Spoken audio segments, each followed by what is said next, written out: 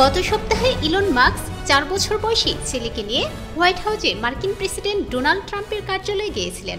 Live ভিডিওতে দেখা গেছে মাস্কের ছেলে আঙ্গুল বাঁকিয়ে নাক খোঁচাচ্ছেন। সেই আঙ্গুল ওভাল অফিসের আইকনিক রেজলিউট ডেস্কে ঘষছেন।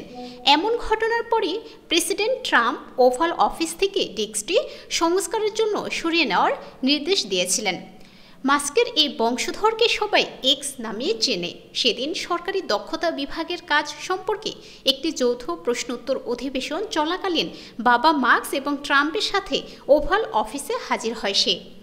ভিডিও ফুটেজে মাস্কের ছেলেকে বেশ চঞ্চল দেখা যায়। সে খুব বেশি কথা বলছিল, মাঝে মাঝে এদিক সেদিক যাচ্ছিল।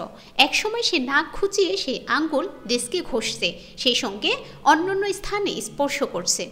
নিউ ইয়র্ক পোস্ট জানিয়েছে, প্রথম 1961 সালে জন এফ কেনেডি ডেস্কটি ব্যবহার করেছিলেন। পরে Jimmy Carter, Bill Clinton, Barack Obama এবং জো বাইডেন সহ প্রেসিডেন্টরা তাদের দায়িত্ব থাকাকালীন এটি ব্যবহার করেন। প্রতিবেদন বলছে, ট্রাম্প একজন জার্মোফোব ব্যক্তি। ইলন মাস্কের ওই কাণ্ডের পর গত বৃহস্পতিবার ট্রুথ সোশ্যাল পোস্টে ট্রাম্প জানান, তিনি রিজোলেট ডেস্কটি অস্থায়ীভাবে আরেকটি ডেস্ক দিয়ে প্রতিস্থাপন করেছেন। নতুন ডেস্কের কথা উল্লেখ করে ট্রাম্প লিখেছেন, এই ডেস্ক খুব সুপরিচিত এবং রাষ্ট্রপতি জর্জ H.W. বুশ এবং অন্যান্যরা ব্যবহার করেছিলেন। এটি অস্থায়ীভাবে হোয়াইট হাউসে যুক্ত করা হয়েছে। যখন রেজোলিউট ডেস্কটি হালকাভাবে সংস্কার করা হচ্ছে, একটি অত্যন্ত গুরুত্বপূর্ণ কাজ। এটি একটি সুন্দর কিন্তু অস্থায়ী প্রতিস্থাপন। এ বিষয়ে মন্তব্যের জন্য হোয়াইট হাউসের সঙ্গে যোগাযোগ করেছে ওয়াশিংটন পোস্ট, তবে এখনও সাড়া পাওয়া যায়নি।